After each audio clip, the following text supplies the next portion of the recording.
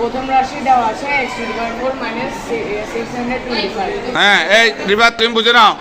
এই দুটোটাই বর্গ সংখ্যা আর এখানে মাঝখানে মাইনাস আছে, অর্থাৎ এটা x² - b² a² - b² সূত্র। তারপর এবং আমরা x^4 কে এখানে a কি? a হচ্ছে কি x^4 এবং b হচ্ছে কি 625।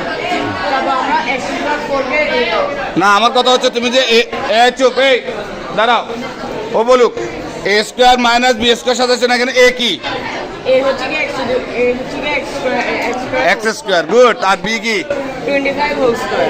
25। এটা a² মাইনাস এটা b²। তারপরে সূত্র কি করছে? a + b a - b। এরপর এটা কি?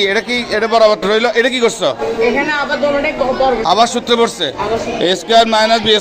এই বুঝছো রিফাত? হ্যাঁ, a² - b², তাহলে a + b a - b। এখন ক নম্বরে আমরা এটাকে ভাঙছিলাম, তাই না? মিডল টার্ম করছিলাম। এখান থেকে দুটো উৎপাদক পাইছিলাম, একটা x + 5 একটা x - 2। এবার দুইটার মধ্যে গসাগু কি? গসাগু মানে কি? মিল। গসাগু মানে কি?